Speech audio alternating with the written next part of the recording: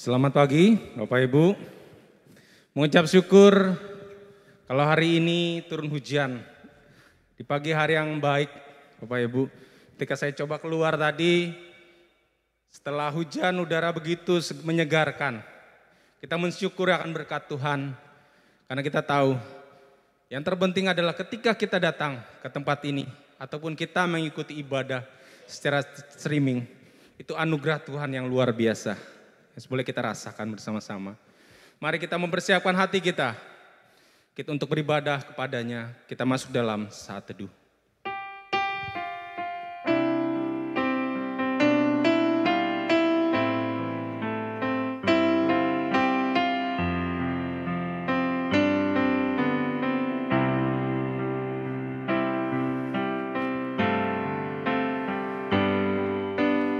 Bukan dengan kekuatanku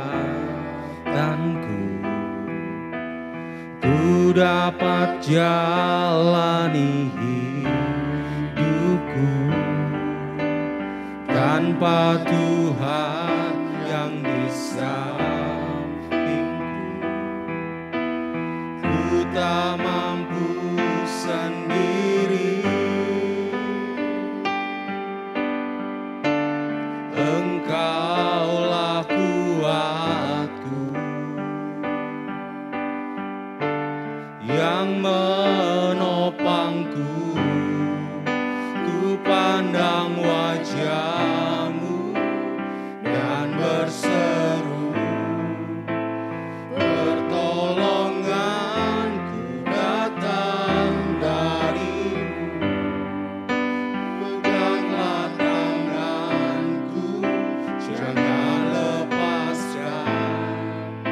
Kaulah harapan dalam hidupku.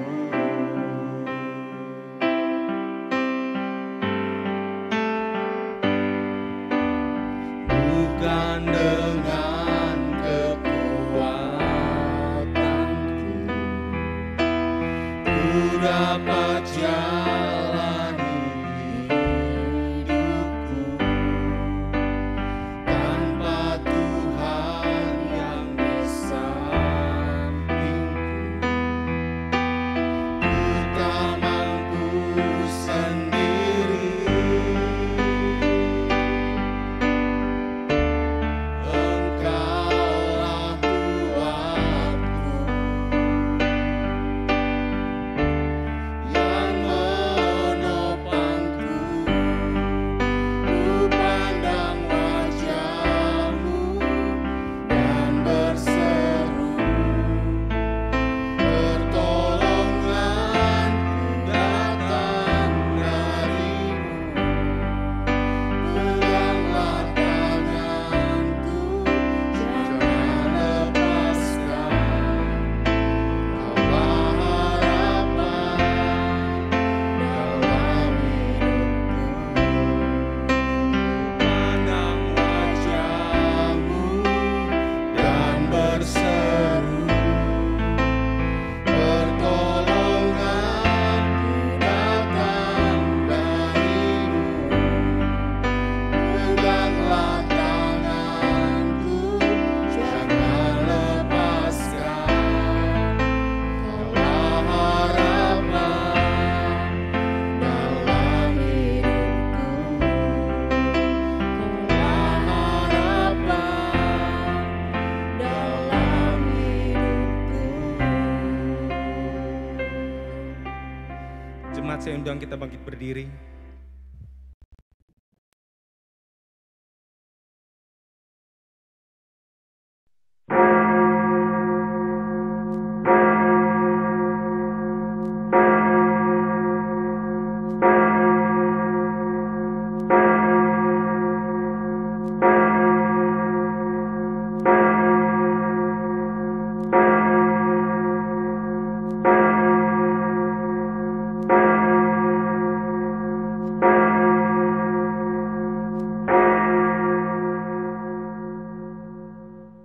Shalom Bapak Ibu, baik yang ada di ruang ibadah maupun yang ada di YouTube.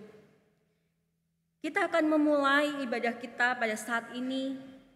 Untuk itu, dengarkanlah panggilan ibadah kita pada saat ini yang diambil dari Mazmur 100 ayatnya yang keempat dan kelima.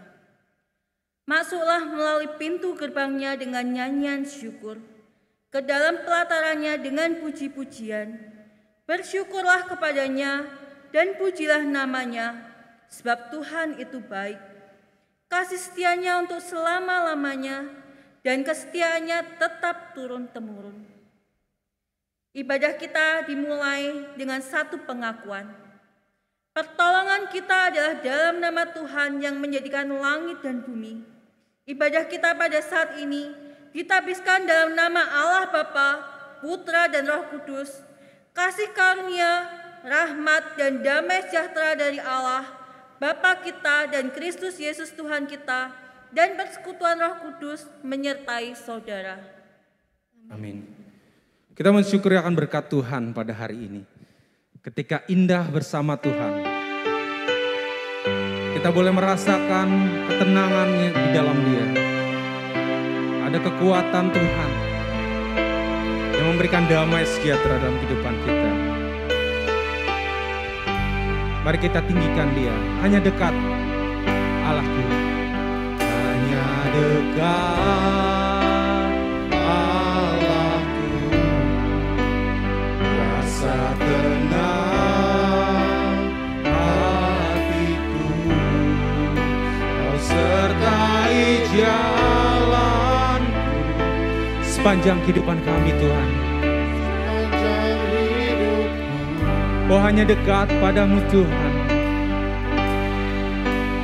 Hanya dekat padamu. Selalu ada kekuatan yang baru. Kekuatan baru.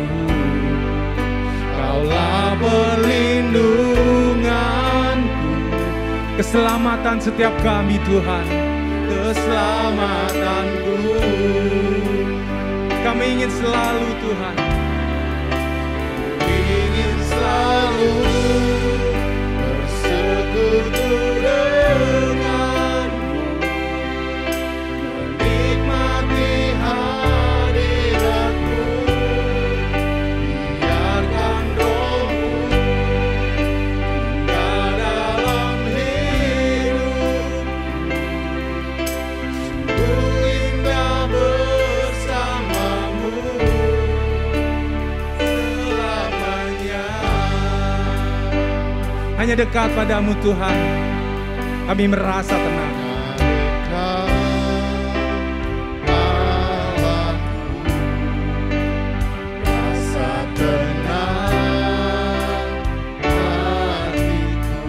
Engkau yang selalu menyertai jalan kami di sepanjang kehidupan kami, Tuhan. Sepanjang hidupku, oh hanya dekat padamu, ya Allah. Hanya dekat padamu. Ada kekuatan yang baru. Ada kekuatan baru. Kaulah perlindunganku, keselamatan kami, Tuhan. Keselamatanku, kami ingin selalu, Tuhan. Ku ingin selalu bersekutu denganmu, menikmati hadiratmu, biarkan Roh-Mu tinggal dalam hidupku.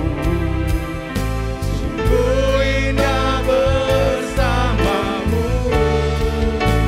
Ku ingin selalu bersekutu denganmu, menikmati hadiratmu, Tuhan. Hadiratmu, biarkan Roh-Mu tinggal dalam hidupku. Sungguh indah bersamamu. Sungguh indah, Tuhan. Sungguh indah bersamamu. Oh Sungguh indah Tuhan, sungguh indah bersamamu selamanya. Indah bersama Tuhan. Jemaat, silahkan duduk. Bapak Ibu, ketika kita mengingat kembali pengorbanan Kristus di atas kayu salib untuk mengampuni setiap dosa kita, biarlah kita datang di dalam doa pengakuan dosa.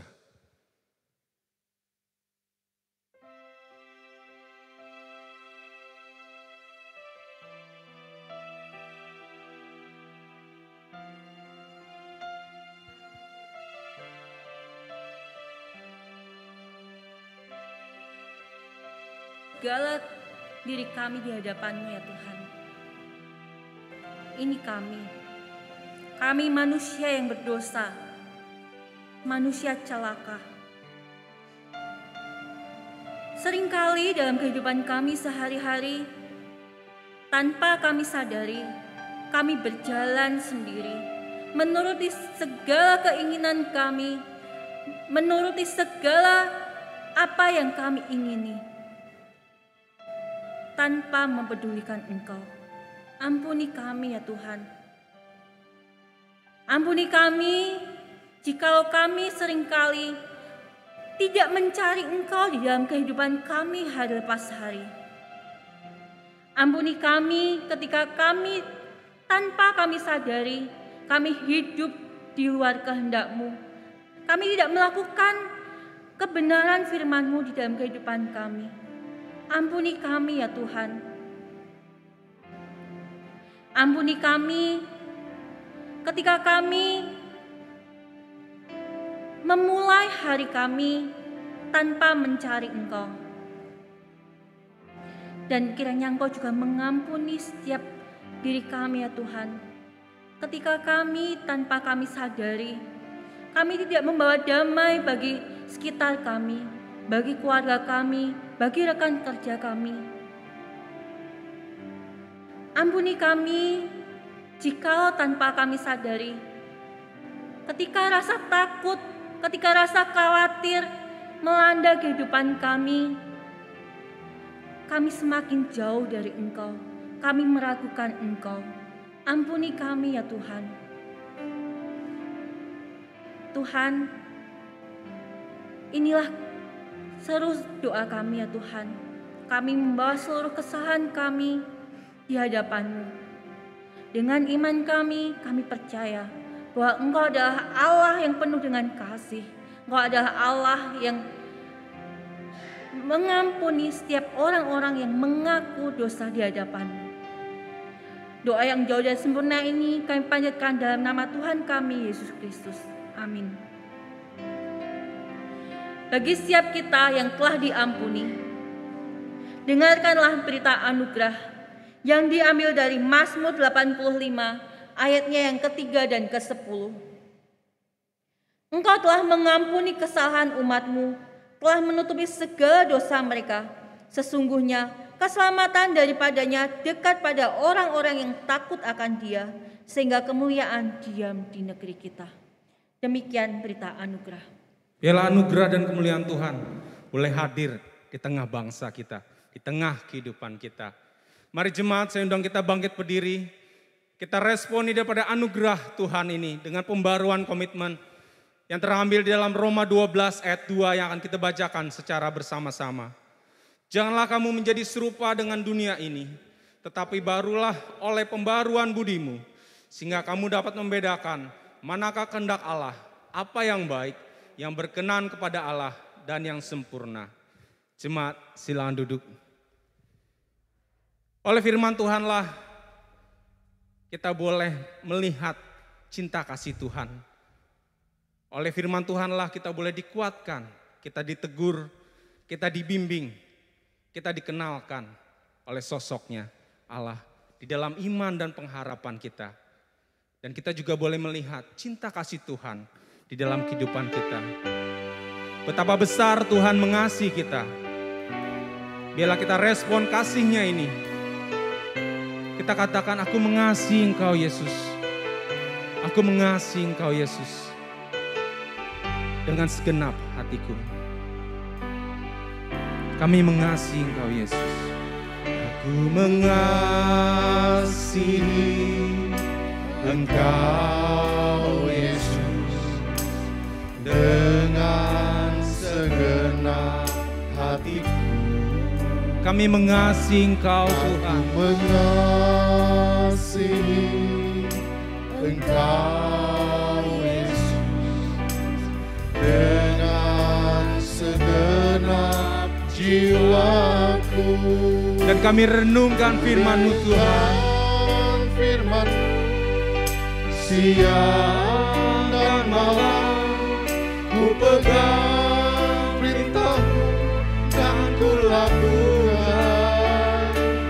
Engkau tahu ya Tuhan, tujuan hidupku hanyalah untuk menyenangkan hati-Mu. Kami mengasihi Engkau Yesus. Aku mengasihi Engkau Yesus Dengan segenap hati kami. dengan segenap hatiku. Oh, aku mengasihi Engkau Tuhan. Mengasihi Engkau Yesus dengan segenap jiwaku. Dan kami renungkan firman-Mu Tuhan. Renungkan firman-Mu siang dan malam, ku pegang perintah-Mu dan ku lakukan. Engkau tahu ya Tuhan, tujuan hidupku hanyalah untuk menyenangkan hati-Mu. Jemaat, saya undang kita bangkit berdiri. Kita katakan, ku renungkan firman-Mu Tuhan. Renungkan firman-Mu siang dan malam, ku pegang perintah-Mu dan ku lakukan. Engkau tahu ya Tuhan, tujuan hidupku hanyalah untuk menyenangkan hati-Mu.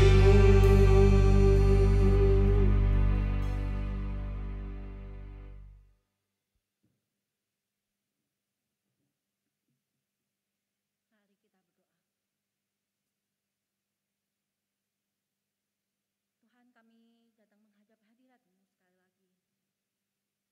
Tuhan, kami sebentar lagi akan mendengarkan firman-Mu. Kiranya Engkau akan mau menyertai pemberitaan firman pada saat ini ya Tuhan. Kiranya Engkau akan mau mengurapi hati dan pikiran setiap diri kami. Sehingga kami boleh memahami akan kebenaran firman-Mu saja. Biarlah Roh Kudus yang menolong setiap diri kami. Sehingga setiap firman yang ditaburkan, yang disampaikan, itu boleh dipahami dan boleh dilakukan di dalam kehidupan setiap diri kami ya Tuhan. Sehingga kami boleh menjadi pribadi-pribadi yang menyenangkan hati-Mu saja ya Tuhan. Dan kiranya Engkau juga menyertai hamba-Mu yang akan memberitakan firman pada saat ini. Urapi mulut lidahnya ya Tuhan. Biarlah Engkau yang akan mau pakai hamba-Mu ini di tengah kelemahannya.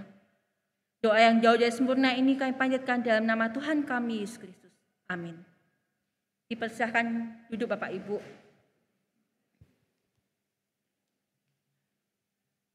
Mengucap syukur walaupun pada saat ini cuaca mendung, hujan, tetapi mengucap syukur. Saya mengucap syukur bahwa Bapak Ibu, saudara-saudari semua boleh hadir untuk beribadah di tempat ini.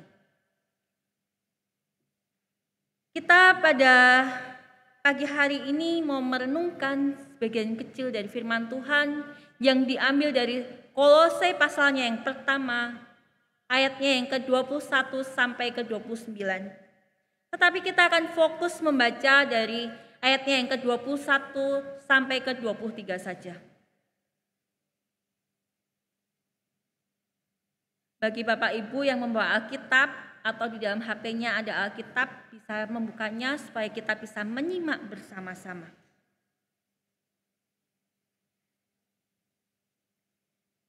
Kolose pasalnya yang pertama, ayatnya yang ke-21. Juga kamu yang dahulu hidup jauh dari Allah dan yang memusuhinya dalam hati dan pikiran seperti yang nyata dari perbuatanmu yang jahat. Sekarang diperdamaikannya di dalam tubuh jasmani Kristus oleh kematiannya untuk menempatkan kamu kudus dan tak bercela dan tak bercacat di hadapannya. Sebab itu kamu harus bertekun dalam iman, tetap teguh dan tidak bergoncang, dan jangan mau digeser dari pengharapan Injil yang telah kamu dengar dan yang telah dikabarkan di seluruh alam di bawah langit, dan yang aku ini, Paulus, telah menjadi pelayannya. Sejauh ini pembacaan kita, Bapak Ibu, saudara-saudari semua.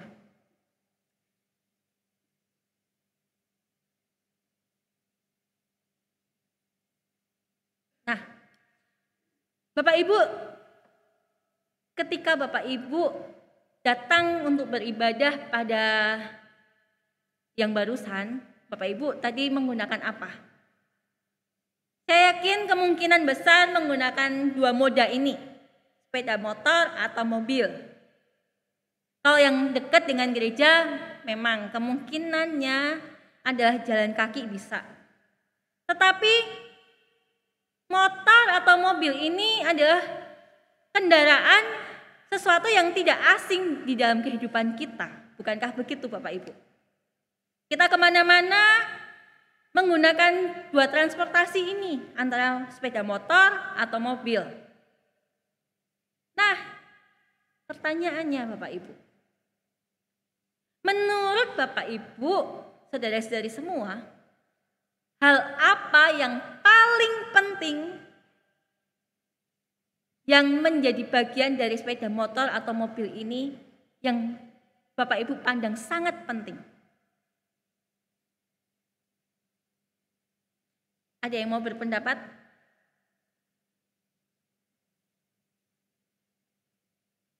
Rodanya, apakah ada yang berpandangan rodanya yang paling penting? Bisa angkat tangan? Atau ada yang berpandangan aki mobil atau sepeda motor yang paling penting?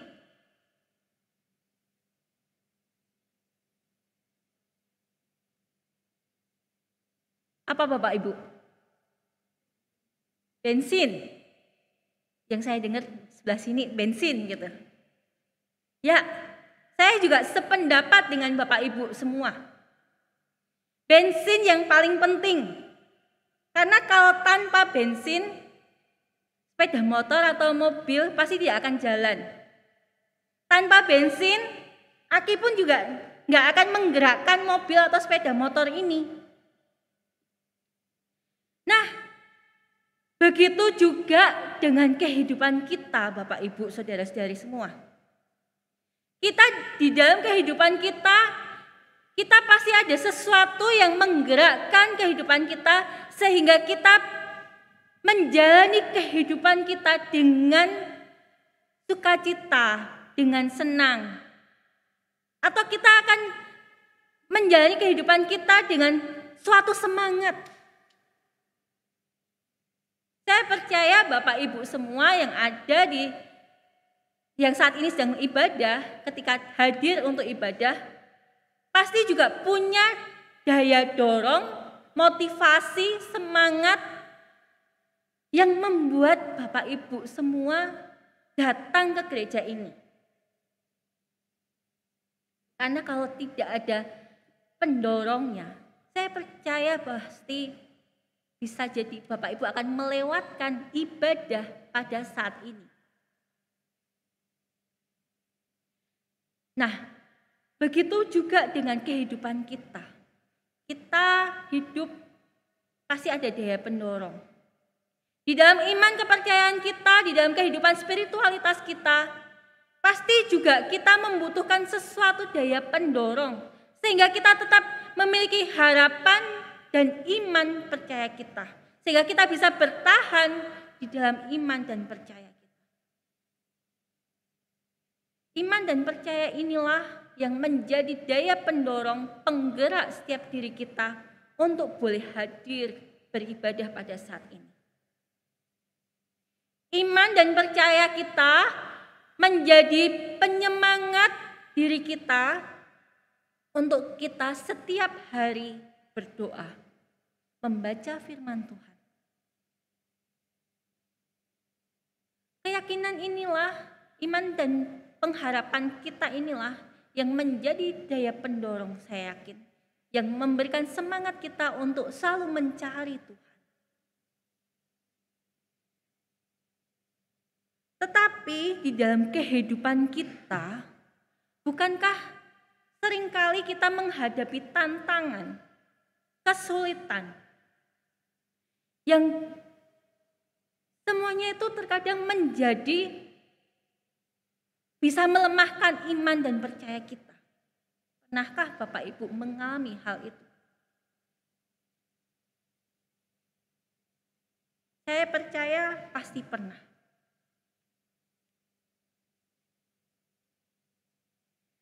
Kita akan memahami, kita mau satu pemikiran dulu. Apa maksudnya bertekun dalam iman dan pengharapan Injil itu? Bertekun dalam iman dan pengharapan Injil berarti kita tetap percaya kepada Yesus yang telah menyelamatkan, yang telah disaksikan oleh Injil, dan berdasarkan kesaksian Injil itu kita bersedia menjalani proses pembaharuan hidup sambil menantikan janji yang akan diterima di masa yang akan datang. Janji yang akan kita terima ketika kita dipanggil oleh Tuhan. Itu adalah puncak kehidupan kita. Sambil menantikan itu, kita menjalani pembaharuan sebagai orang-orang percaya.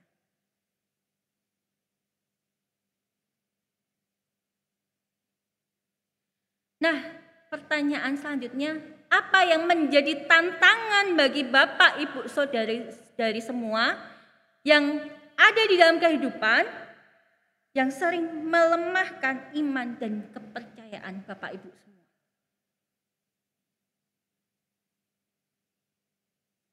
Apa yang bisa membuat Bapak, Ibu merasa putus asa atau menjauh dari Tuhan? Apakah ada? Atau Bapak Ibu tidak pernah mengalaminya? Saya percaya pasti ada. Paling tidak kalau kita menilik dari kitab Kolose ini, ada dua hal yang seringkali dapat melemahkan iman dan pengharapan kita.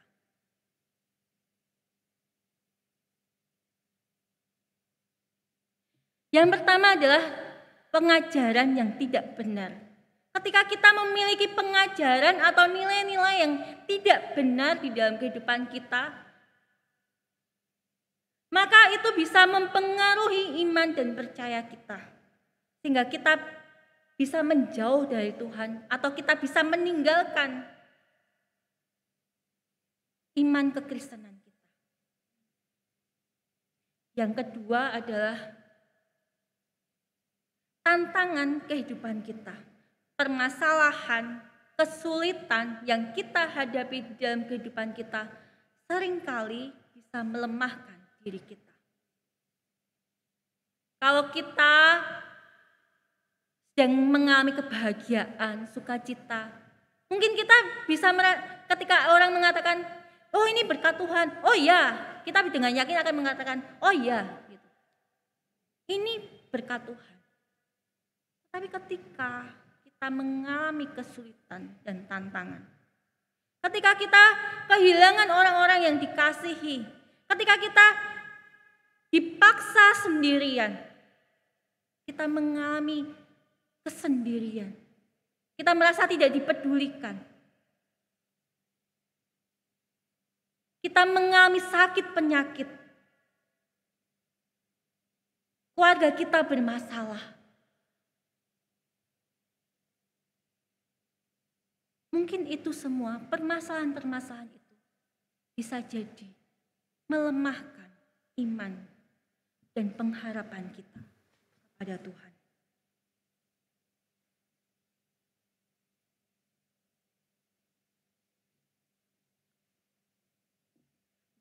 Begitupun dengan jemaat di Kolose, Bapak Ibu.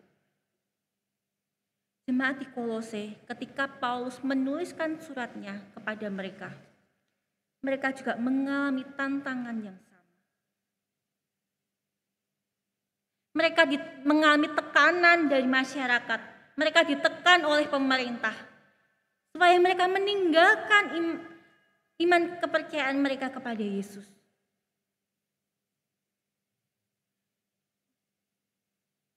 Hingga pada akhirnya, ada beberapa jemaat di Kolose melakukan tindakan sinkretisme, yaitu mencampur adukan kepercayaan lain, nilai-nilai yang mereka anggap benar itu di luar kekristenan, di luar Injil Yesus, dicampurkan dengan ajaran kekristenan.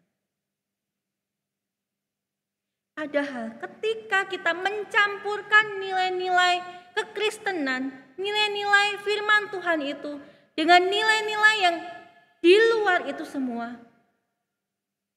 apakah itu masih menjadi nilai kebenaran yang sesuai dengan firman Tuhan? Saya percaya tidak.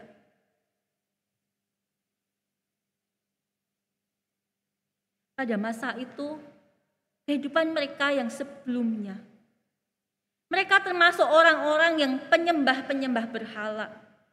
Mereka menyembah Dewi Hermes, mereka menyembah Apolos, dan mereka memiliki pandangan nilai bahwa semua Allah adalah sama.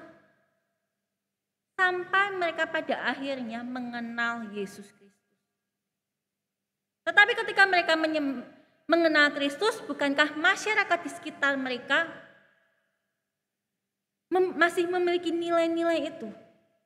Yang memiliki pandangan bahwa Yesus hanyalah salah satu Allah di antara banyak Allah yang ada. Bukankah di dalam kehidupan kita sehari-hari sekalipun kita juga menghadapi hal yang sama? Kita diperhadapkan pada nilai-nilai kehidupan dan juga tantangan dari agama lain. Tidak jarang kita mendengar bahwa emang Yesus itu Allah. Bukankah dia itu hanya nabi? Atau ada yang menanyakan, apakah Kristus itu benar-benar mengalami kematian dan kebangkitan? Bukankah Kristus itu ketika dia dikatakan mati di atas kayu salib, dia itu digantikan oleh orang lain. Sehingga beberapa hari kemudian, dia bisa menampakkan diri kepada para muridnya. Itu kan kebohongan para pengikutnya saja. Apakah Bapak Ibu pernah mendengarkan pandangan-pandangan itu?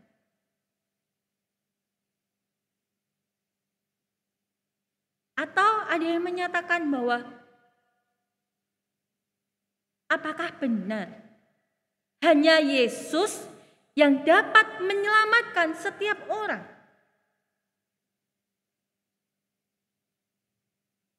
Atau tidak jarang kita diragukan. Bahkan kita merasa ragu. Apakah aku sendiri mendapatkan keselamatan itu? Apakah aku akan selamat? Apa jaminannya bahwa kamu akan selamat? Ketika kita ditanya itu, bisa jadi kita merasa ragu. Aku selamat apa enggak ya? Kan aku orang berdosa. Makanya tidak jarang juga kita mendengar, supaya kamu selamat, kamu harus berbuat baik. Kamu harus taat beribadah, kamu harus melakukan ini dan itu. semuanya kita mendengar, kita dibombardir dengan semua nilai itu. Bahkan bukan hanya nilai-nilai itu yang berkaitan dengan kekristenan, yang berkaitan dengan iman kita yang kita dengarkan. Tidak jarang melalui YouTube, melalui Instagram, kita juga dibombardir dengan nilai-nilai yang lain. Yang menekankan, kamu harus berusaha. Usahamu itu yang membawa kesuksesan bagi hidupmu. Nilai-nilai yang menekankan akan kekuatan manusia. Nilai-nilai yang menekankan bahwa kita harus melakukan yang terbaik. Hanya diri kita yang bisa kita andalkan. Ketika kita mendengarkan nilai-nilai ini, mungkin pada saat itu kita merasa, oh ya ini benar, aku harus berusaha. Aku tidak boleh patah semangat. Aku harus melakukan ini dan itu. Supaya di masa depan, 5 tahun, 10 tahun ke depan, aku memiliki kehidupan yang lebih baik. Tetapi pertanyaannya, apakah benar seperti itu, Bapak Ibu? Ketika kita mendengarkan semua nilai-nilai ini, tetapi kita tidak memahami iman kekristenan kita bisa bergeser dari iman itu. Kita bisa jadi ragu akan iman, percaya, dan pengharapan kita.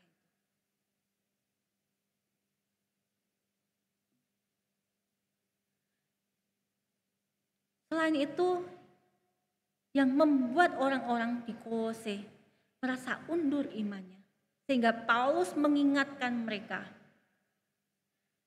adalah tantangan, kesulitan yang mereka hadapi dari masyarakat dan pemerintah. Pastinya tekanan kehidupan mereka sangat berat ketika mereka ditekan untuk meninggalkan Yesus. Bisa jadi mereka dipersulit ketika mereka harus mengurusi ini, mengurusi itu. Ketika mereka harus berurusan dengan pemerintah, ketika mereka harus mendapatkan makanan, atau mungkin ketika mereka mengalami kesulitan kehidupan, tidak ada yang bisa menolong, tidak ada yang mau menolong, karena mereka pengikut Kristus. Bisa jadi, kalau saya membayangkan, bisa jadi mereka ada yang dikatakan seperti ini, kamu mau ku bantu, ikut kepercayaanku dulu, tinggalin iman Kristen, tinggalin Yesus. Bisa jadi mereka mengalami hal seperti itu. Bahkan kita sendiri pun, kalau kita meneliti kehidupan masyarakat pada saat ini, bisa jadi hal itu juga relevan di zaman sekarang ini. Ada orang-orang yang merasa terintimidasi, yang terancam karena iman kepercayaannya. Karena sebagai orang-orang minoritas. Orang-orang yang mungkin dicibir oleh orang lain karena iman dan kepercayaannya itu. Kalau cuma sekali, 2 kali, mungkin mereka masih bisa tahan. Tetapi ketika itu terjadi setiap hari, ketika mereka di dalam tantangan kehidupan mereka, kesulitan kehidupan mereka, mereka masih harus ditekan oleh orang lain di luar mereka. Itu pasti sesuatu yang sangat berat. Bukankah begitu Bapak Ibu? Makanya Paulus mengingatkan kepada jemaat di Kolose.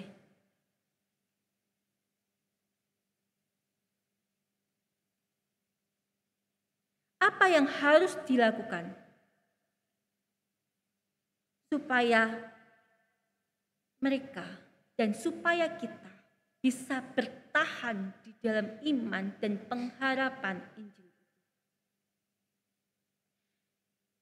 Yang pertama, Paulus mengingatkan Jadikan Kristus sebagai yang utama di dalam hidupmu.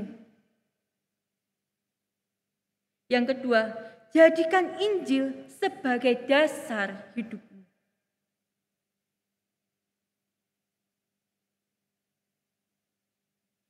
Jadikan Kristus sebagai yang utama di dalam hidupmu.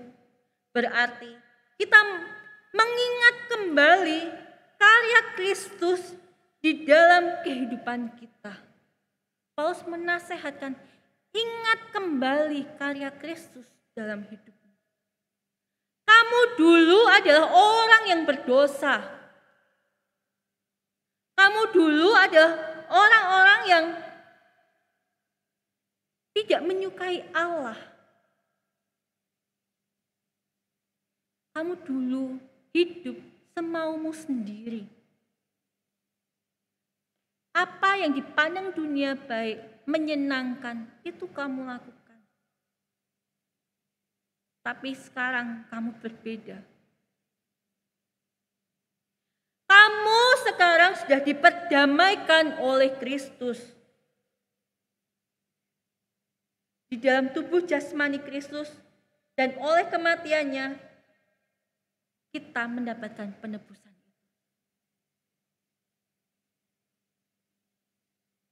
Bukankah hal ini seharusnya menjadi hal yang sangat penting? Ketika seseorang mengorbankan dirinya, mengorbankan hidupnya bagi orang lain, ini adalah pengorbanan paling besar bagi orang itu.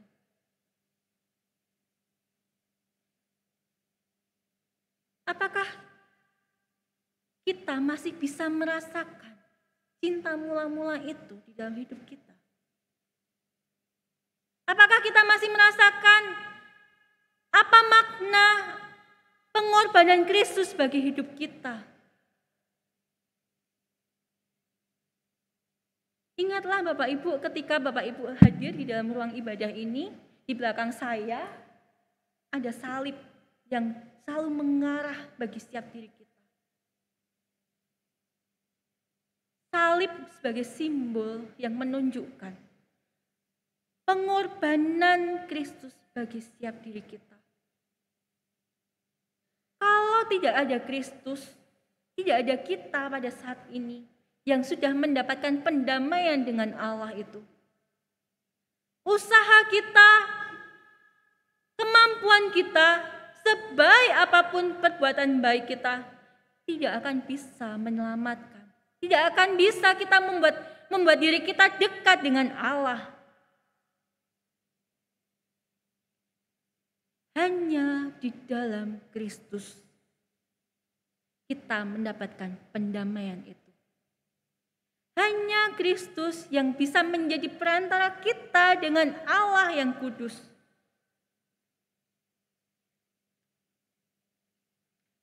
Kristus bisa menjadi perantara karena Dia adalah Allah. Dia Allah yang berinkarnasi menjadi manusia, sehingga Dia bisa menjadi pendamai bagi kita.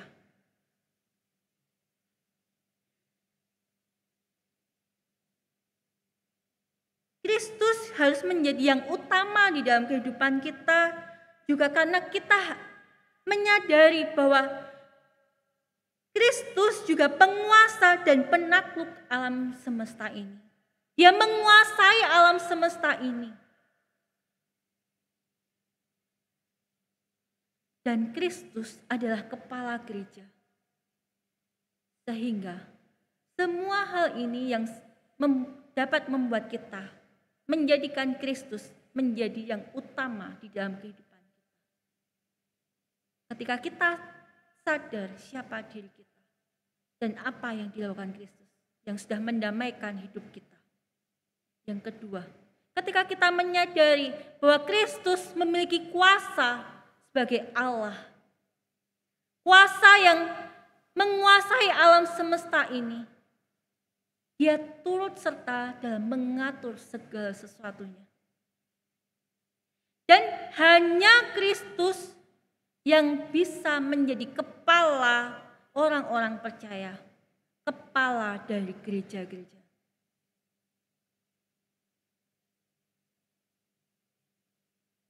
Kalau tidak ada Kristus, maka kita tidak akan bisa diperdamaikan dengan Allah. Kalau kita menilik perjanjian lama, sebelum kedatangan Kristus, manusia harus mengusahakan semuanya. Setiap waktu ketika mereka melakukan dosa, mereka harus datang ke dalam bait Allah, ke kemah suci, untuk memberikan pengorbanan. Datang kepada Allah untuk meratap.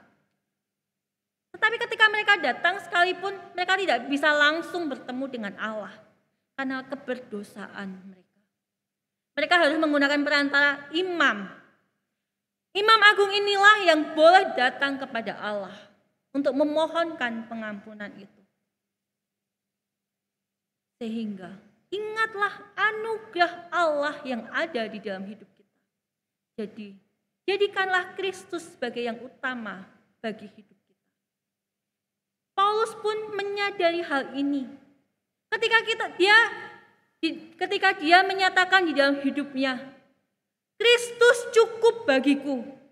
Kristus cukup bagiku. Ketika dia bertemu secara pribadi dengan Kristus, membuat dia merasakan, membuat dia mengakui, cukup Kristus bagiku. Sehingga segala sesuatu yang kualami di dalam dunia ini, aku mau menanggungnya. Aku bersedia mengikut Kristus. Aku mau meneladan Kristus. Sehingga ketika Kristus pun menderita, aku pun mau menderita. Sehingga di dalam ayatnya yang ke-24, kita bisa melihat pengakuan Paulus. Sekarang aku bersukacita bahwa aku boleh menderita karena kamu dan menggenapkan dalam dagingku apa yang kurang pada penderitaan Kristus untuk tubuhnya, yaitu jemaat. Paulus menekankan bahwa sungguh sukacita ketika aku boleh menderita karena Kristus. Semuanya itu terjadi karena apa? Karena dia tahu cukup Kristus bagiku.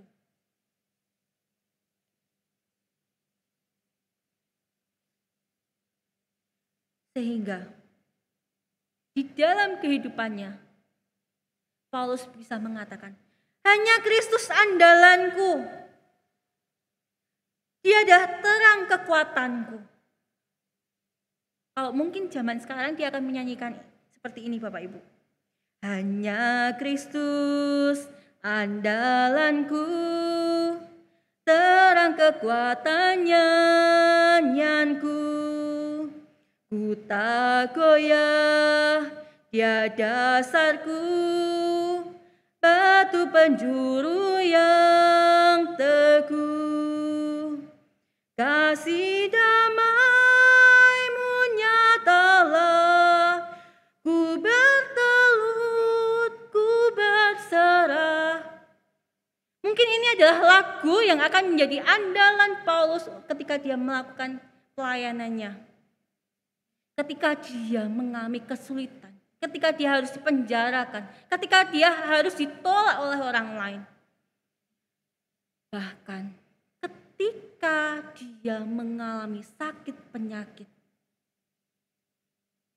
dia akan bisa mengatakan, hanya Kristus andalanku. Karena cukup Kristus bagiku.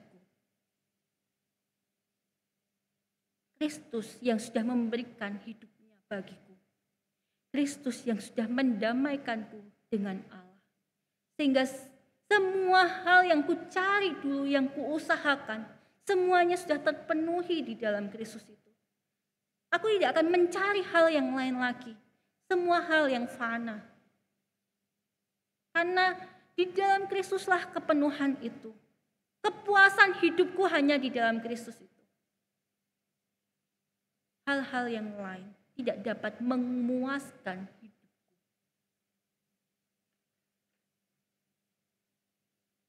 Yang kedua, Paulus mengingatkan supaya kita memegang Injil. Jadikan Injil sebagai dasar hidup kita. Mengapa Paulus menasehatkan hal ini? Karena Paulus tahu apa itu Injil. Injil adalah firman Tuhan yang dapat mengubahkan karena diilhamkan oleh Allah. Dan Allah Roh Kudus yang berkarya di dalam pemberitaan Injil itu. Dalam 1 Tesalonika pasal 1 ayatnya yang kelima. Sehingga kuasa Allah ini yang membuat firman Tuhan itu hidup dan kuat dan sangat tajam. Dan kuasa Allah juga yang berkarya di dalam diri setiap orang yang mendengarkan. Sehingga firman Allah yang didengarkan itu membawa perubahan bagi setiap orang percaya. Jadi catatannya adalah setiap orang percaya. Orang yang tidak percaya bisa membaca Alkitab. Tetapi pemahaman ketika kita memahami akan setiap isi firman Tuhan itu hanyalah karya Allah saja. Ketika kita bisa meyakini akan setiap isi firman Tuhan ini yang ada di dalam Alkitab kita, itu hanyalah karya Allah saja. Sehingga sudah seharusnya lah firman yang diilhamkan oleh Allah ini menjadi panduan kehidupan kita. Yang kedua, kenapa kita harus memegang firman Tuhan? Karena firman Tuhan ditulis untuk menjadi pelajaran bagi kita, supaya kita teguh dan berpegang pada pengharapan oleh ketekunan dan penghiburan yang diberikan oleh Allah melalui kitab suci ini. Allah memberikan firman Tuhan ini untuk menjadi pelajaran bagi kita, supaya kita teguh berpegang di dalamnya. Yang ketiga, kenapa kita harus memegang Injil firman Tuhan ini? Karena firman Tuhan ini dapat memberikan hikmat kepada setiap orang dan menuntun kepada keselamatan oleh iman kepada Kristus. Karena firman Tuhan yang telah diilhamkan Allah ini bermanfaat untuk mengajar, menyatakan kesalahan, memperbaiki kelakuan, dan mendidik orang dalam kebenaran. Sehingga Bapak Ibu, kalau mau menjadi orang yang berhikmat, carilah kebenaran itu di dalam firman Tuhan.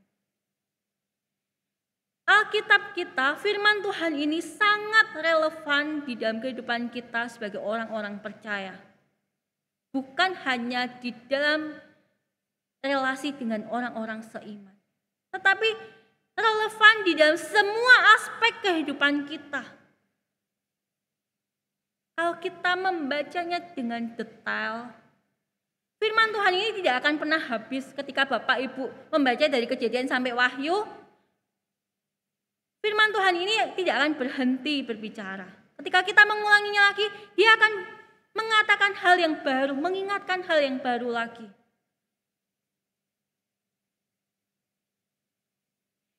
Hal inilah yang menjadi alasan, seharusnya menjadi alasan bagi kita. Itu kenapa kita bisa memegang firman Tuhan itu.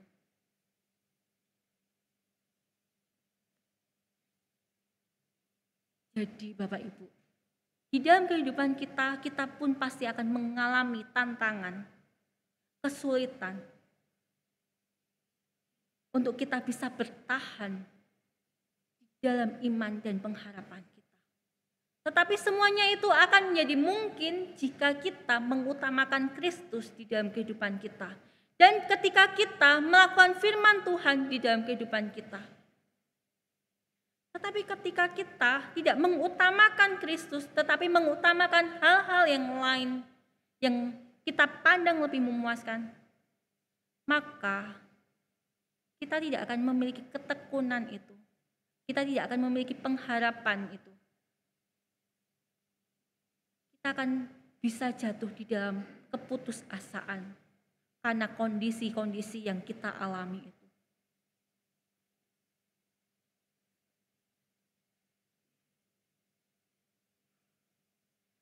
Saya mengingat ketika saya menggumulkan firman Tuhan ini, saya diingatkan akan momen beberapa waktu lalu, ketika saya tiba-tiba sakit.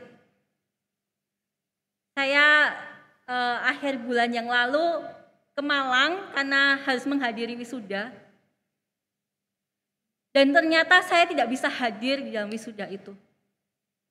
Karena saya ternyata kena COVID, Bapak Ibu. Mungkin Bapak Ibu sudah mendengar hal itu. Tetapi itu sangat cukup menggoncang saya. Pada waktu itu tanpa saya sadari, saya menanyakan, kenapa bisa terjadi? Dulu loh, aku tuh sempat sakit yang lebih parah dari ini. Tapi ketika dites aman aja. Tetapi sebenarnya bukan hanya itu. Ketika saya pulang, sebenarnya jauh sebelum itu saya sudah merencanakan, saya mau pulang, saya mau ini dan itu.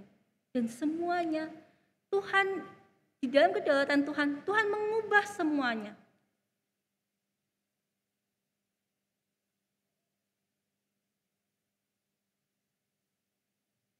Tetapi di masa-masa itu, Tuhan mengajarkan pada saya, segala sesuatu yang terjadi padamu itu adalah sesuatu yang baik. Walaupun sulit, mungkin hal yang sepele ya Bapak Ibu. Mungkin ada yang memandang,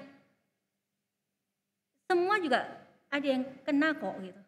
Tapi di momen itu, untuk saya itu menjadi pergumulan iman saya. Saya mengatakan itu sulit di momen itu karena saya harus sendiri isolasi di tempat yang itu bukan keluarga saya, bukan tempat di mana saya biasa di situ gitu.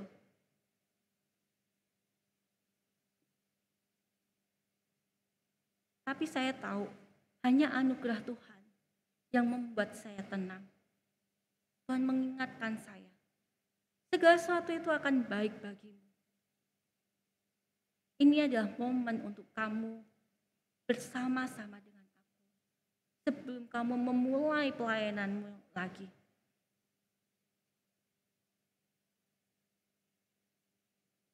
Di momen itu, saya diingatkan akan pengharapan dan iman saya. Hanya Allah yang bisa kuandalkan. Hanya Allah yang bisa ku percaya di dalam setiap aspek kehidupanku.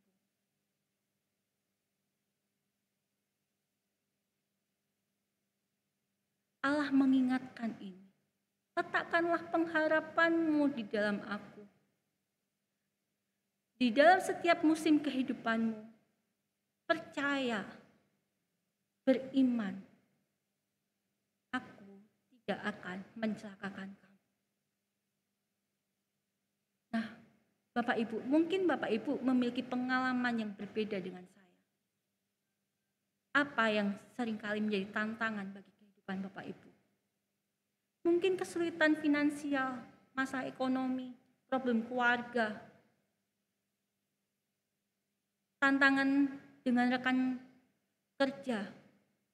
Mungkin itu bisa menjadi tantangan iman dan pengharapan. Kenapa? Karena ketika kita bertahan di dalam iman dan pengharapan itu, di situ, di momen itulah, itu adalah momen pembaharuan hidup kita sebagai orang-orang percaya. Kita dituntut untuk submit, kita diminta untuk tunduk kepada Tuhan. Kita dituntut, diminta untuk tetap menjadi pelaku firman Tuhan. Bagaimana kita mengasihi orang lain. Bagaimana kita diingatkan bahwa Allah yang berdaulat atas segala sesuatu. Berkat, kesehatan, dan semuanya itu adalah bersumber dari Allah. Allah yang memberikannya. Ketika kita mendapatkannya, semuanya itu hanyalah anugerah semata.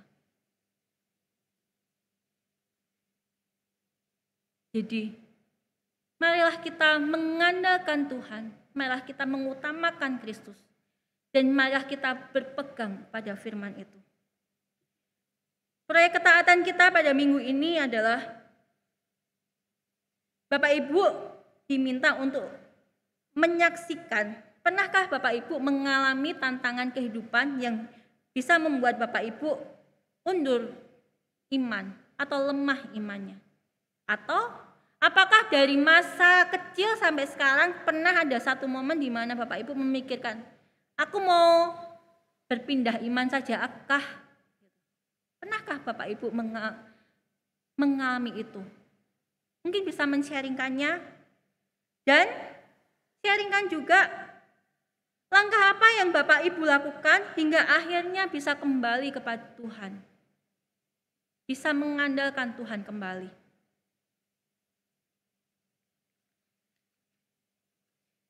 Untuk menutup khotbah pada saat ini, saya ajak untuk kita merenungkan pujian Hanya Kristus.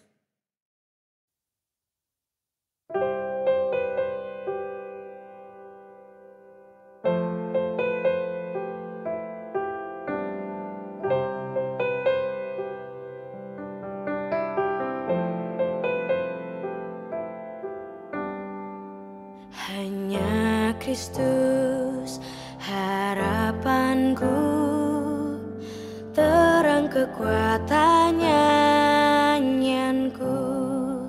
Ku tak goyah, Dia dasarku, batu penjuru yang teguh. Kasih damai-Mu nyatalah, ku bertelut, ku berserah, penghiburku, segalaku, dalam kasih-Nya ku tegak.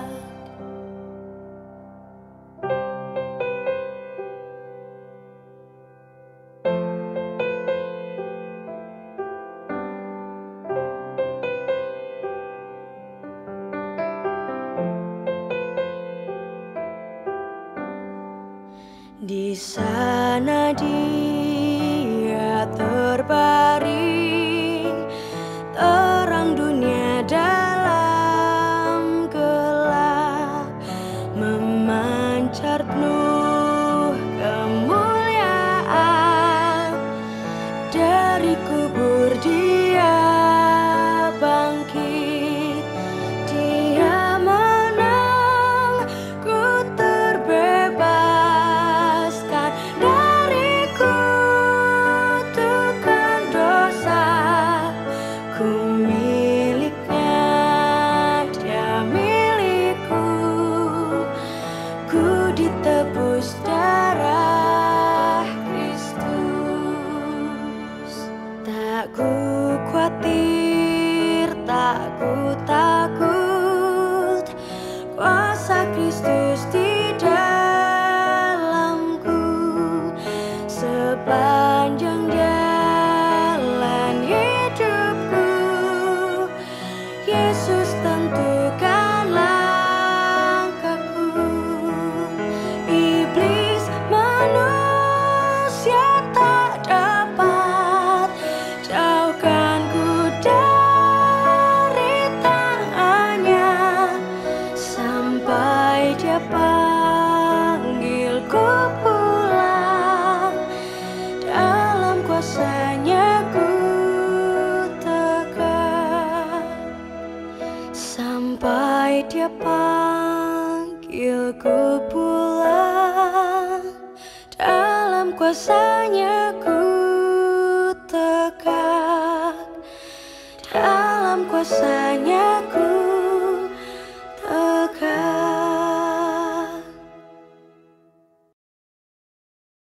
Mau hanya Kristus andalanku. Hanya Kristus yang menjadi kekuatan hidup kami. Ku tak mau goyah, sebab Engkau adalah batu penjuru kami. Tuhan, biarlah iman percaya ini boleh teguh di dalam hidup kami. Kiranya Engkau akan mau tolong setiap diri kami ya Tuhan, ketika kami menghadapi tantangan kehidupan ini. Kiranya Engkau akan mau meneguhkan setiap diri kami. Dan kiranya Engkau juga menguatkan setiap diri kami ya Tuhan. Sehingga biarlah kami boleh mengutamakan Kristus. Biarlah kami boleh menyatakan hanya Kristus andalan kami. Dan biarlah kami juga boleh hidup seturut dengan firman Tuhan. Biarlah firman Tuhan ini boleh hidup di dalam hidup kami. Biarlah firman Tuhan ini boleh menguatkan iman percaya kami. Terlebih lagi, biarlah melalui pembacaan firman Tuhan, melalui khotbah yang didengarkan, kami semakin hari semakin mengenal Engkau, ya Kristus, sebagai Allah, sebagai pendamai kami.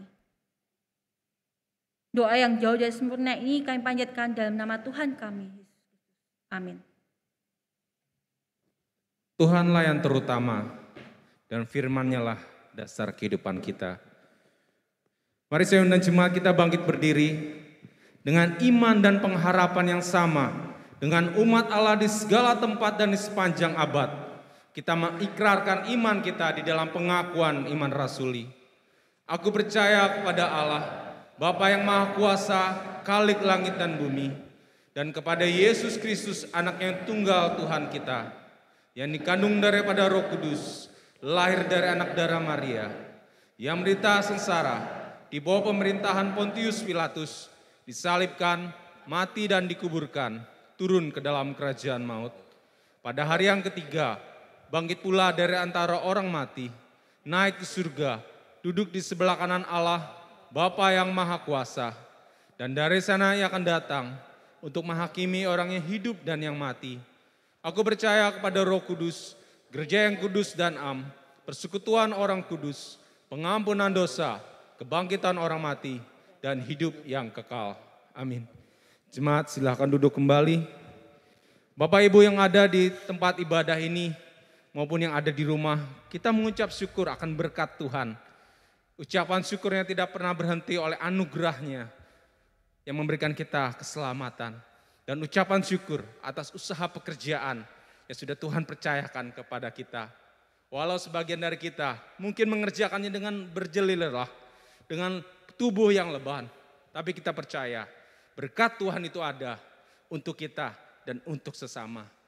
Biarlah kita memberikan persembahan dan kali ini kita mendapat kesempatan yang luar biasa. Kita boleh memberikan satu persembahan untuk kas gereja. Dan kita juga boleh memberikan persembahan untuk pelayanan kita bersama. Yaitu penginjilan bagi orang-orang yang belum mengenal Kristus. Agar umat Allah dapat muncul melalui pelayanan kita.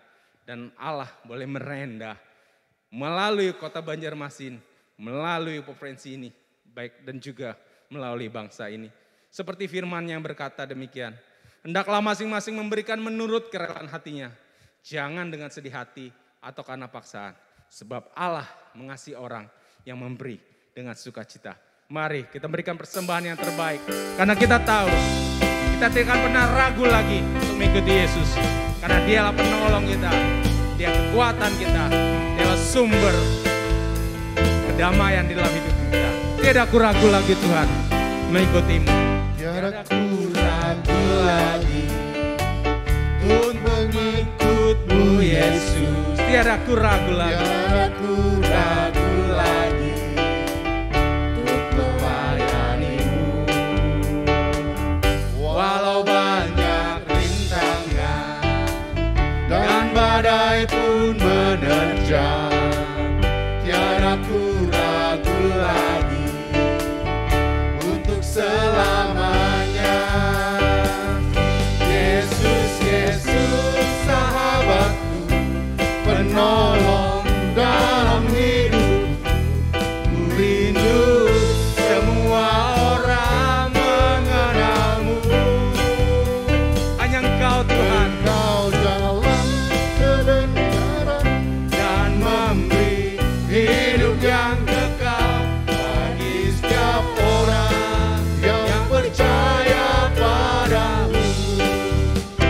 aku ragu lagi Tuhan. Ragu lagi untuk mengikut-Mu Yesus. Tiada aku ragu lagi. Tiada aku ragu lagi untuk melayani-Mu. Walau banyak rintangan Walau banyak rintangan dan badai terus dan menerpa, badai pun menerjang, tiada ku ragu lagi untuk selamanya Tuhan. untuk selamanya. Oh Yesus, Yesus. Tenda jemaat kita bangkit berdiri. Yesus sahabat, Kita boleh berdiri. penolong dalam hidupku. Ku rindu semua orang mengenalmu.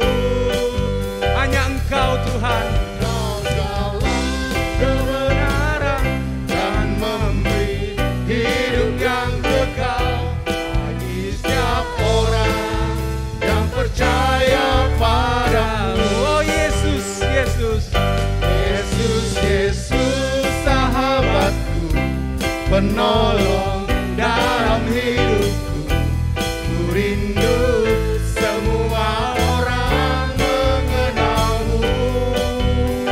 Hanya Engkau Tuhan. Engkau jalan kebenaran dan memberi hidup yang kekal bagi setiap orang yang percaya padamu.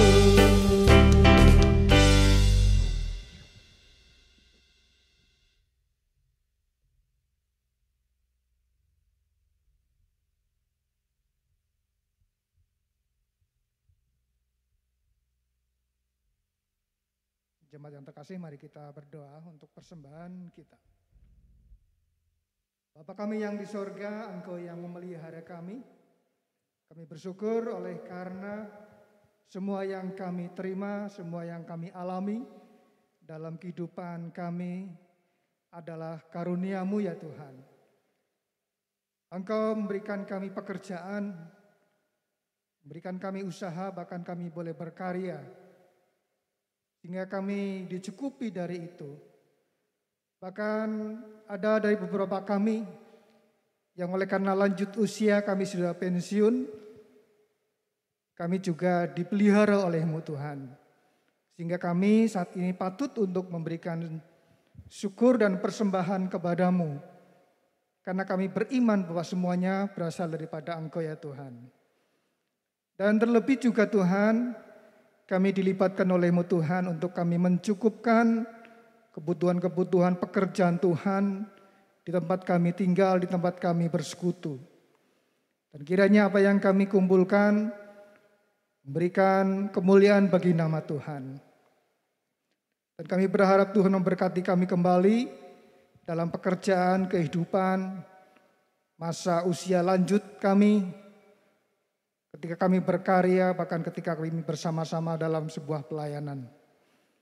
Tuhan memberkati hamba-hamba-Mu yang mengelola, dan kiranya Engkau meluruskan kami juga ketika kami memiliki motivasi yang tidak benar dalam memberikan. Terima kasih Tuhan Yesus, inilah persembahan kami dan kiranya Engkau berkenan.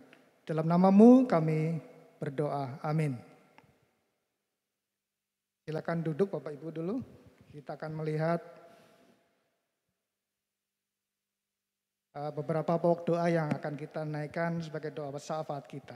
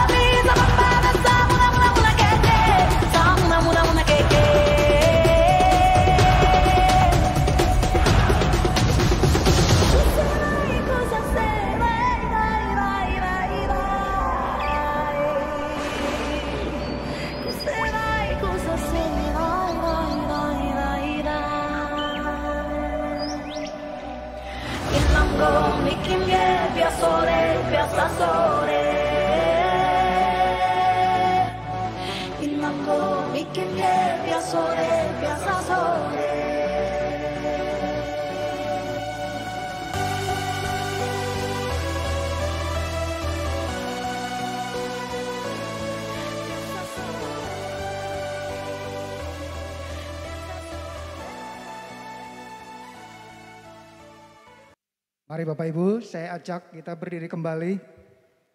Kita berdoa bersama-sama bersyafaat. Yang pertama, kita berdoa untuk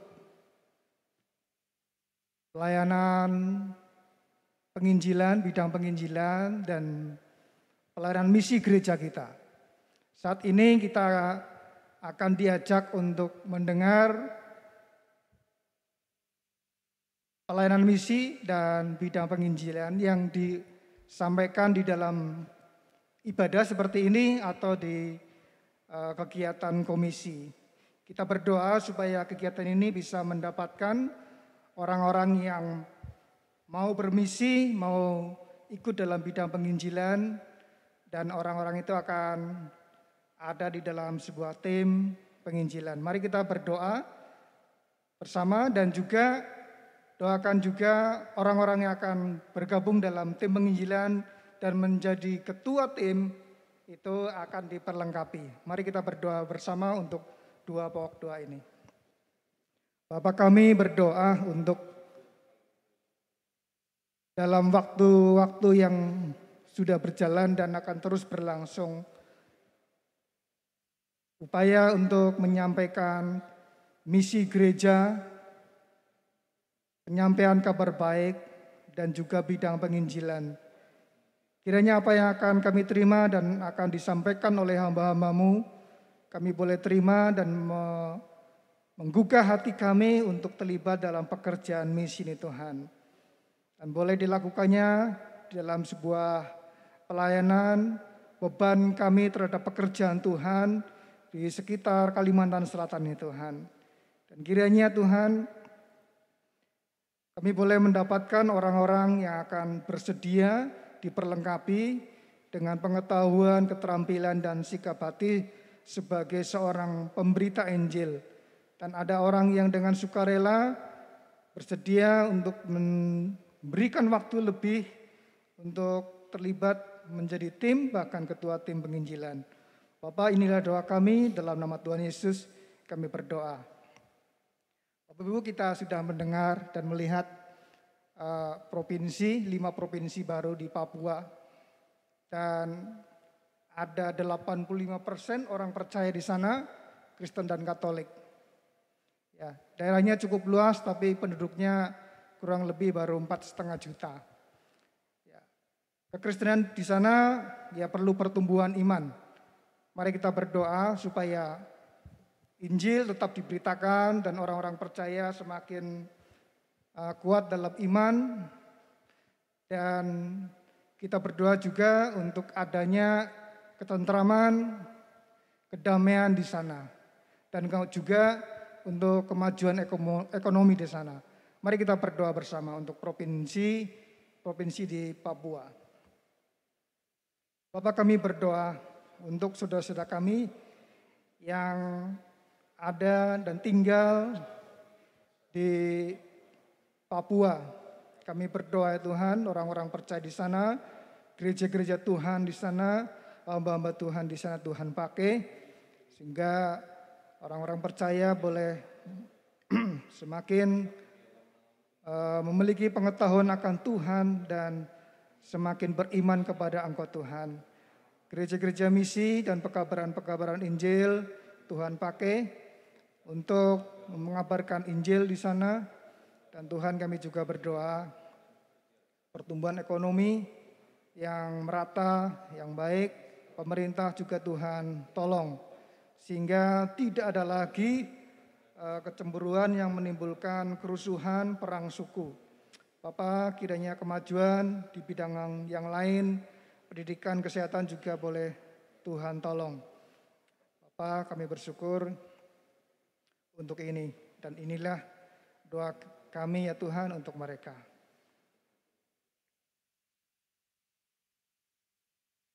Bapak Ibu, kita berdoa untuk yang berulang tahun dan yang masih Tuhan izinkan sakit. Saya akan bagi semua Bapak berdoa untuk yang berulang tahun pernikahan dan ulang tahun kelahiran, dan semua ibu, semua wanita berdoa untuk yang masih sakit ya. Seberapa yang Bapak Ibu ingat, mari kita doakan. Mari kita berdoa. Bapak, kami bersyukur untuk minggu-minggu ini Tuhan berikan umur panjang kepada saudara-saudara kami yang berulang tahun kelahiran, bahkan berulang tahun pernikahan. Kiranya Tuhan tetap menyertai mereka dalam kehidupannya, melihara iman mereka, yang berumah tangga Tuhan semakin eratkan di dalam kasih kepada Tuhan. Dan Tuhan menolong orang-orang tua yang masih memelihara dan membesarkan anak-anaknya. Dan juga yang sudah berusia lanjut, Tuhan juga semakin berikan sukacita kepada mereka. Bapa, inilah doa kami dan akan kami tutup dengan doa yang sudah Tuhan ajarkan kepada kami. Bapa kami yang ada di sorga, dikuduskanlah namamu, datanglah kerajaanmu, jadilah kehendakmu. Berikanlah kami pada hari ini makanan kami yang secukupnya, dan ampunilah akan kesalahan kami, seperti kami juga mengampuni orang yang bersalah kepada kami. Dan jangan membawa kami dalam percobaan, lepas kami dari yang jahat, karena Kaulah yang punya kerajaan, dan kuasa, dan kemuliaan sampai selamanya. Amin.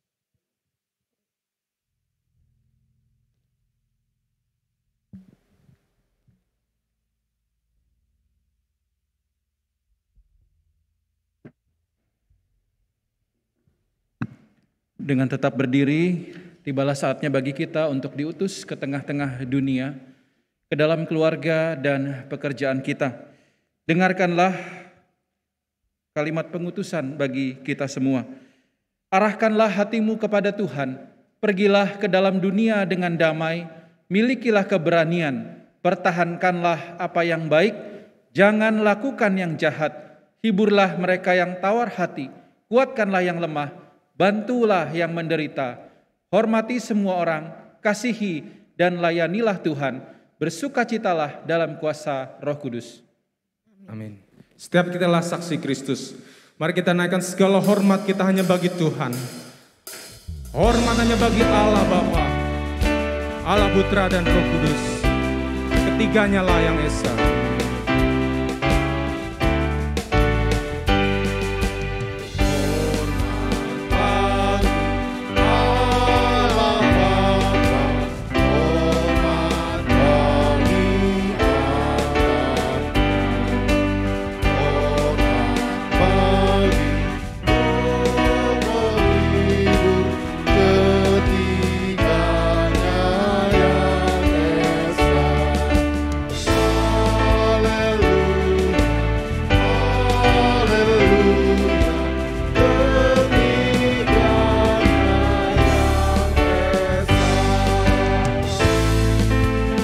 Segala hormat hanya bagi Engkau Tuhan, yang adalah Raja segala Raja, Raja yang mulia.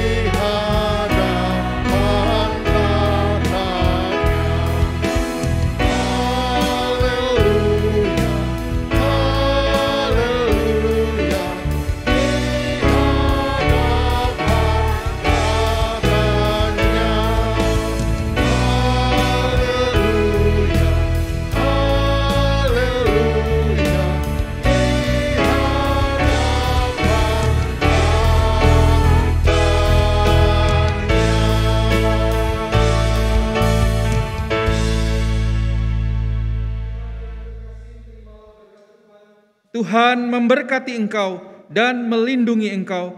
Tuhan menyinari engkau dengan wajah-Nya dan memberi engkau kasih karunia. Tuhan menghadapkan wajah-Nya kepadamu dan memberi engkau damai sejahtera. Amin.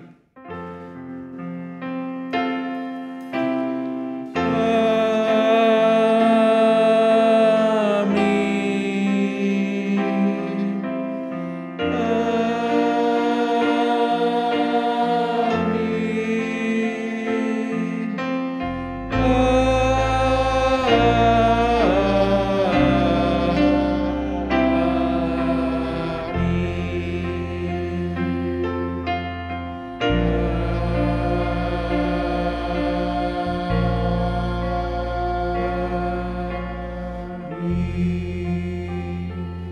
Jemaat silakan duduk, silakan mengambil saat teduh, dan setelah itu kita akan mendengarkan warta yang disampaikan oleh hambanya.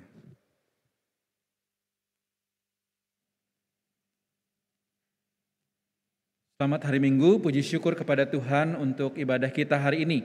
Baik saudara yang mengikuti secara langsung di gereja maupun yang masih harus mengikuti secara online. Tentu kami berharap kalau Bapak Ibu tidak ada kendala untuk bisa hadir secara onsite, kami berharap Bapak Ibu bisa datang.